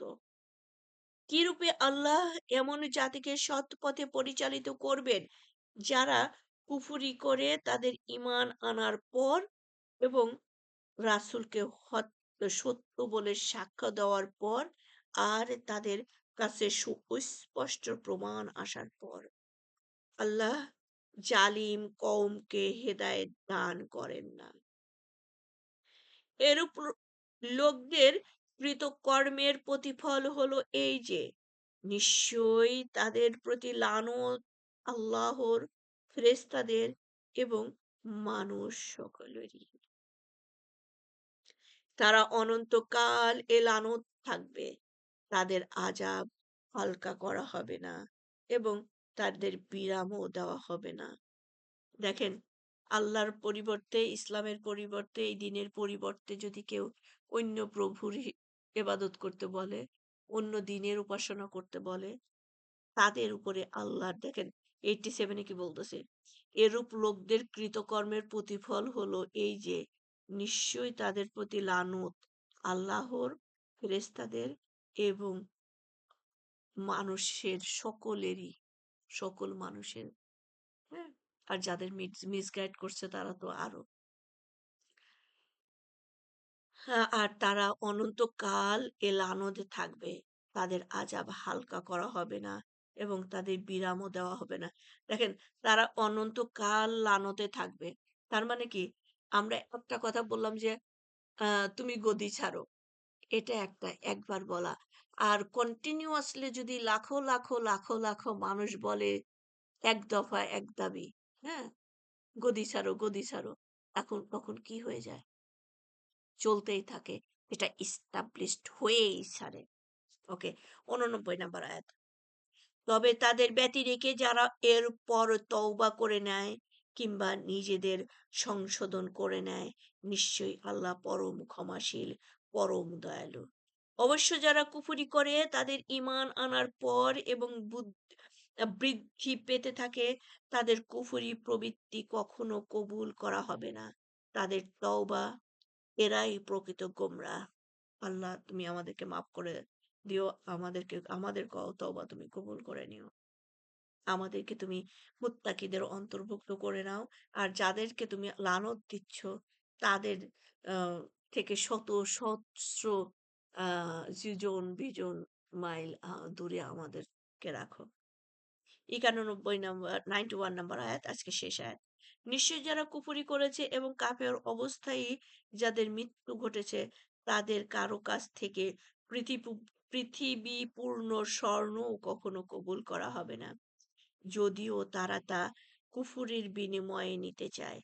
এদেরই জন্য রয়েছে যন্ত্রণাদায়ক আযাব, থাকবে না এদের জন্য কোনো সাহায্যকারী। সো আলহামদুলিল্লাহ, আলহামদুলিল্লাহ, এই ছিল আমাদের থার্ড পাড়ার ইয়াতে। আমরা সূরা আল ইমরান থেকে 9টা রুকু শেষ করলাম। আর সূরা আল ইমরানের 20টা রুকু আছে। ইনশাআল্লাহ আল্লাহ যদি আমাদের তৌফিক দান করে আমরা বাদবাকি 11টা রুকু এবং সূরা নিসা থেকে আরেকটু পাবো। ইনশাআল্লাহ সেটা পারা নাম্বার 4 এ। আল্লাহ যেন আমাদেরকে সেটা তৌফিক দান করেন। আমরা যেন আগামীকালকে আবার আম যথারীতি পড়তে পারি। নট অনলি আগামীকাল। আল্লাহ যেন আমাদেরকে এই তর্জমাটা শুরু থেকে শুরু করেছে, আল্লাহ যেন শেষ করার এবং এখান থেকে আমাদের Recording stopped. জ্ঞান অন্বেষণ করার, জ্ঞান পাওয়ার দান করেন। এখান থেকে আমাদেরকে যেন আল্লাহ হেদায়েত দান করেন। আমরা যা কিছু পড়ছি আল্লাহ এখান থেকে যেটা ভালো, যেটা আমাদের পথের দিশা হবে। আল্লাহ আপনার কোরআনের এভরিথিং ভালো। এখান থেকে যেন আমরা কোনো কিছু নেগেটিভ কিছু না নেই। আল্লাহ আপনি আমাদেরকে কোরআনের জ্ঞানে সমৃদ্ধ করুন। দ্বীনের উপরে রাখুন। আপনি আপনার সাহায্যকারী হিসাবে আমাদেরকে কবুল করে নিন। আজকে এখান থেকে যে ইনফরমেশন গুলো পেলাম, আল্লাহ আপনি আপনার যে আম কথা যে হুকুম পালন করে, যে আপনার কোরআনের হুকুম পালন করে, যে আপনার কাজ পছন্দ অনুযায়ী চলে বা আরেকজনকে আ শেখানোর চেষ্টা করে। আপনি তাদেরকে বলেছেন আপনার সাহায্যকারী। আল্লাহ আপনি আমাদেরকে আপনার সাহায্যকারী হিসাবে কবুল করে নিন। আমাদের শেষ ব্রেথ পর্যন্ত যেন আপনার সাহায্যকারী হিসেবে আমরা জীবিত থাকি। আর আমাদের যত গোনা খাতা আছে, আল্লাহ আপনি আমাদের যেকোনো ভালো কাজের উছিলায় আমাদেরকে সেই গোনা ধুয়ে মুছে পরিষ্কার করে দুধের মতো সাদা আমল যখন হয়ে যায়, সেই ঝকঝকে আমল অবস্থায়, ঈমান অবস্থায় আমাদেরকে মৃত্যু দান করুন। আল্লাহ আমাদের পূর্বপুরুষ, আত্মীয়স্বজন, বাবা-মা, ছেলে-মেয়ে যেই মারা গেছেন, আল্লাহ আপনার কাছে আছে। তাদেরকে আপনি সম্মানিতদের যেখানে রেখেছেন, সেই সম্মানিত আত্মাদের সাথে আমাদের আত্মীয়স্বজন, বন্ধু-বান্ধবদেরকেও রাখেন। আল্লাহ যারা পাপিষ্ঠ অবস্থায় দুনিয়া থেকে চলে গেছে কিন্তু ঈমান ছিল আল্লাহ। তাদের অজ্ঞতাবশত যেকোনো কারণেই তারা অনেক ভুল করে গেছে আল্লাহ। আল্লাহ আপনি তো রাহমানুর রাহিম। আল্লাহ আপনি তাদেরকে মাফ করে দিন। আমাদের বাপ-মা, দাদা-দাদি, নানা-নানি, আত্মীয়স্বজন কত ক্লোজ আত্মীয়স্বজন আপনার কাছে আছে। তারা কি অবস্থায় আছে আমরা জানি না আল্লাহ। তারা এই যে জগতে আছে তাদের কবর আযাবটাকে মাফ করে দিন আল্লাহ। আল্লাহ আপনি মাফ করে দিলে কেউ আপনাকে প্রশ্ন করবে না কেন মাফ করে দিলে। কিন্তু আল্লাহ তাদের তো কোনো উপায় নাই। তারা নিরুপায় হয়ে আছে আল্লাহ। আল্লাহ আপনি তাদেরকে মাফ করে দিন। আল্লাহ তাদের কবরটাকে জান্নাতের বাগিচায় পরিণত করে দেন। আল্লাহ আমরা তো আমাদের আত্মীয়স্বজনকে মিস করছি। তাদের জন্য কিচ্ছু করতে পারি না আল্লাহ। আমাদের বাপ-মা যারা কবরের জগতে আছেন তাদের জন্য কিচ্ছু করতে পারছি না। আল্লাহ শুধু আপনার কাছে চাইতে পারি, তাদেরকে আপনি মাফ করে দিন। আল্লাহ যারা জীবিত আছে, আল্লাহ তাদের জন্যও আপনার কাছে চাইতে পারি। আপনি তাদেরকে হায়াতে তয়্যবা দান করুন। তাদেরকে ঈমানের উপরে মৃত্যু দান করুন। আর আমরা আমাদের সন্তানাদিকেও যেন আপনার হুকুম মতো তাদেরকে পরিচালিত করতে পারি, তাদেরকে গড়ে তুলতে পারি। আল্লাহ আপনি আমাদেরকে শক্তি দিন, পথের দিশা দান করুন। আল্লাহ আমরা তাদেরকে কিচ্ছু করতে পারি না, পারছিও না। আপনি তাদেরকে করিয়ে দেন আল্লাহ। আপনি তাদেরকে কবুল করে নিন। আল্লাহ তাদেরকে দিনদার, ঈমানদার, পরহেজগার, আলেম, হাফেজ হিসাবে আপনি তাদেরকে কবুল করে নিন। যে আত্মাগুলোকে আপনি সিলেক্ট করেছেন বা আপনার মনোনীত আছে যে যারা দিনদার, ঈমানদার, পরহেজগার, আলেম হবে, সেই আত্মাগুলো আমার পরিবারের মধ্যে দান করুন আল্লাহ। অথবা আমাদের পরিবারে যাদেরকে দান করেছেন তাদেরকে সেভাবে তাদের মধ্যেও অন্তর্ভুক্ত করে নিন আল্লাহ। কিয়ামত পর্যন্ত আমার বংশধরে, আমাদের বংশধরে আপনি যাদেরকে দান করবেন, সেই আত্মাগুলোকেই দান করবেন আল্লাহ। তারা যেন আমাদের জন্য, আমাদের কবরের জগতের জন্য যখন আমরা থাকবো সেখানে যেন তারা আমাদের জন্য হাত তোলে আপনার কাছে ফরিয়াদ করে আল্লাহ। আমাদের সমস্ত গুনাহ খাতাকে যেন মাফ করে দেবেন। আর যারা হসপিটালে আছে, যারা অসুস্থ আছে অথবা যারা মনের আম রোগে আছেন, তাদের সমস্ত রোগ ভালো করে দেন আল্লাহ। মনের রোগ ২ রকম থাকে আল্লাহ। কুফরি রোগ থাকে, সেই রোগও আপনি ভালো করে দেন। আর শারীরিক, মানসিক যত রোগ আছে আপনি ভালো করে দেন। যারা হসপিটালে আছে তাদের কে আপনি সুস্থতা দান করুন। আমার এক বোন হসপিটালে আছেন। একটা বোনের হাসব্যান্ড উনার ক্যান্সার। আল্লাহ একটা বোনের মা উনি অসুস্থ। আল্লাহ আমরা কয়জনকে এরকম করে বলবো? কিন্তু আপনি তো সবাইকে চিনেন। কে আপনার কাছে চাচ্ছে। আপনি প্রত্যেকের দোয়া কবুল করে নিন। তাদের প্রত্যেকের সুস্থতা দান করুন। তো সুবহানাকা আল্লাহুম্মা বিহামদিকা আশহাদু আল্লা ইলাহা ইল্লা আনতা আস্তাগফিরুকা ওয়া আতুবু ইলাইক। আসসালামু আলাইকুম ওয়া রাহমাতুল্লাহি ওয়া বারাকাতুহু। ইনশাআল্লাহ আগামীকালকে ওয়ালাইকুম আমরা সালাম রহমতুল্লাহ বারাকাতুহ। আমাদের নেক্সট ইয়েটা পড়বো 4 নাম্বার যেটা ইনশাআল্লাহ সেটা